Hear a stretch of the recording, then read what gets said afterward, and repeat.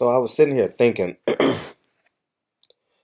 um, about Amir Khan versus Floyd Mayweather versus Andre Ward. It's funny. Amir Khan gets no hate in mainstream media, and it's it's not that I hate Amir Khan or even advocating for hate. I'm just comparing apples with apples. Amir Khan fights once a year. Andre Ward, on average, fights once a year the last 5 years, and he's hated. It's just I'm a bit under the weather, so forgive me for the sniffles, but it's it, it's alarming. Floyd Mayweather gets ridiculed for fighting 2 fights a year. He gets ridiculed for fighting Andre Berto. He gets ridiculed for making Manny Pacquiao a boring fighter. When you got Amir Khan chasing dreams that are so unrealistic. First, he chased Floyd Mayweather for 2 years. Then he chased Manny Pacquiao. It's not bad if you chase those big fights because if I'm Amir Khan, I would do the same thing too. If you fight Floyd Mayweather, you're probably gonna get anywhere between $4 and $10 million. If you fight Manny Pacquiao, you'll probably get anywhere between $4 and $10 million. So, me being a capitalist, I absolutely agree with what he's doing, but you can't go dormant in your prime as a fighter. You know, it's the term if you don't use it, you lose it. And that holds true in the sport of boxing. If you don't keep those muscles engaged and continuously compete, it's kind of like I always use myself as an example because I'm only an expert on myself no matter how many boxing matches I go to. So I use myself as an example. In my 20s, I played basketball 3 to 5 times a week. I had no issue warming up my body. I had, excuse me, no minimum issues warming up my body. I had minimum issues putting the ball in the hole. I had minimum issues with my condition. Now I'm 38. I play maybe once, maybe twice a week, and it's a little bit more challenging. One, because the inactivity, and two, I'm getting older. And if you look at Amir Khan, you can't help but get older. And if you're not fighting 2 to 3 times a year in your prime, you're wasting your talent. Does Amir Khan have talent? Absolutely. Does he have the fastest hands in boxing? I can't answer that question, but definitely top five. And I think he's a marketable fighter. I think he can. If if I was his people, I would have him strategically run through all these Americans. I would, if at all possible, I would have him run against the easiest and biggest name in either you're a full-blooded American or you're full-blooded Mexican. I would have him fight the Robert Guerreros, Andre Bertos. Um, these are fights that I would favor Amir Khan in. People of that magnitude who name is bigger than the actual talent. Excuse me. It's not a knock on any of these fighters, but the facts are out there. Bertos hasn't been the same since his shoulder went bad. I would say not even since his shoulder went bad, since he had an off night against Victor Ortiz, he has not been the same. Um, Robert Guerrero still has a pulse in the Mexican community. One, because of his father. His father is, I would say, a traditional. I don't even know what a traditional Latino is or traditional Mexican is, but he wears like the flannel. He has a low rider, I believe, and he has like that typical. I don't know what typical means because Mexican American is kind of transcendent into the cosmopolitan world, but I want to sound politically correct, but I don't know what to call him. But he has like that Godfather Latino look, Mexican look, and that transcends well with the blue collar worker Mexicans and so on and so forth. So Robert Guerrero prestige is much bigger than what it is. That's why I believe it's going to be between 8 and 10,000 people at Staples Center when they fight next Saturday, just for that reason alone. Now, Amir Khan has to get on his horse. He has to fight before April. I mean, he hasn't fought since May. And some of you guys may say, well, it's Al Heyman's fault. It can't be Al Heyman's fault. If the fighter wants to fight at the end of the day, they're going to fight, and there are plenty of fights he can get. So I would do, if I'm Amir Khan, here's what I would do. I'm going to map out his career. Whatever day Kell Brooks is fighting, I'm fighting the week before. And the reason why I'm fighting a week before is because you're first to act, and meaning you're forcing Kell Brook to respond to you. And what I mean by that is you're able to challenge him and put pressure on Kell Brook. Although it may be slight, it may alter his performance, being that he feels he has to put on a greater performance than you had, Amir Khan. So, and two, you may generate an audience. You may generate an audience for the people who don't like Kell Brooks. And two, it promotes that fight. It's kind of like what HBO used to do. You remember when we were younger, HBO would have the mandatory one challenger, number two challenger, or the champion and the mandatory number one challenger fight on the same card.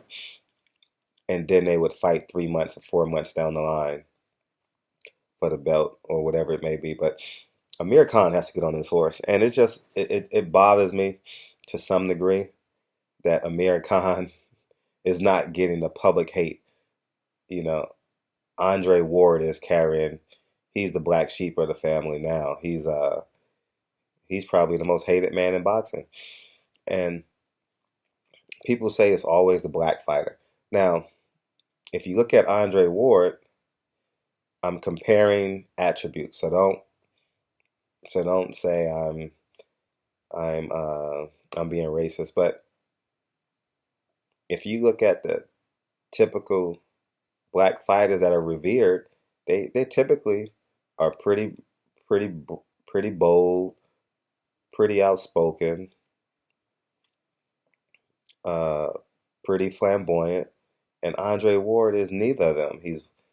He's a well-kept man, quiet confidence, presents God before everything that he does, and he typically looks like a WASP, a white Anglo-Saxon Protestant. However, because he's so goddamn good, you hate him. And I would be the first to say Andre Ward doesn't fight enough, but when you're pound for pound the best fighter in the world and you're only making $1 million a fight, it's something to be said. So it's a shared blame because he made those decisions in terms of promotional companies, and as we move forward, I hope that the deal that he does with HBO is beneficial to him, because I absolutely want to see Andre Ward get what he deserves. He hasn't lost since he was 12, and the reason why I love Andre Ward so much is because he's our last Olympic gold medalist. Every time I watch the Olympic boxing, I don't care what weight you're at, I'm rooting for the American. Like my son is fighting, in all the sports across the board. It's funny how I can watch Olympic sports, any sport, when the Olympics come on, but during the year, I can't watch it at all. But let me know what you guys think. Do Amir Khan deserve the same amount of hate as Floyd Mayweather? Now, before you answer that question, remember Floyd Mayweather is 49-0. Or was 49-0. He's retired. Never lost. And he single-handedly promoted his fights. And if you look at Andre Ward, has not lost since the age of 12. Our last Olympic gold medalist. God is always before his first step. Does he deserve that? in my honest opinion, Amir Khan, boxing public and boxing media needs to be on Amir Khan like a cheap suit on a preacher. You know, it's alarming to me, and I'm not going to dig into is it racism or is it people love to hate the black fighter, but I'm just talking about semantics and logistics and one resume versus the two others. I genuinely believe boxing media and boxing public need to get on Amir Khan and have him fight. He's wasting his years, and two, it leads me to believe he just fights just enough for the attributes that comes with a celebrity with the celebrity lifestyle. You know, I saw him at the Golden State Warriors game the other day, and he's getting all this recognition, but he hasn't fought. The last two guys he fought,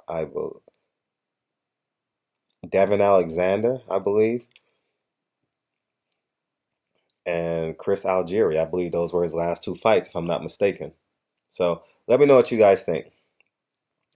Do Amir Khan deserve to be bashed like Floyd Mayweather and Andre Ward? And if I'm Terrence Crawford, just let you know you're next. After you beat up all these guys, just know they're going to start hating you too if they don't hate you already. So this is Barbershop Conversations. And I look forward to bringing you guys more boxing content. And also, lastly, I should do a video on this. Boxing is Bob Arum is destroying Mikey Garcia's career. I have no idea why Robert Garcia and that family won't make they have fights every week. Robert Garcia has fights every weekend, and now he's on PBC. He could blow that thing up and make it like a publicity nightmare or a propaganda nightmare for Bob Arum. We're missing a treat by not having Mikey Garcia fight. Mikey Garcia is a stud. And if you didn't see him fight, I think he's 32 or 33 and now. He is talented. I mean, it's just awful that he's 2 years now. I think he hasn't fought. I don't know how long it's been, but it's been some time, and we are absolutely missing out. And he lives in LA. I just can't imagine the fights he could have been in. Oh man. So anyway, that was just a sidebar. I was just thinking because Robert Garcia was on my brain because Mikey Garcia was on my brain because I thought of Terrence Crawford and Bob Arum. And now when I think of Bob Arum, I don't think of Manny Pacquiao. I think of Terrence Crawford and what he's doing to Mikey Garcia. So anyways, Barbershop Conversations. Appreciate you guys' support. And let you guys know about the film. Film is doing really well. Where I will have an answer for you guys on Monday in terms of where it will be and where we're going to see it. But it'll be great news for y'all. And so we'll see. I'm working diligently behind the scenes to try and get to accelerate the production. But this Barbershop Conversations, it's 2:27 in the morning out here in LA.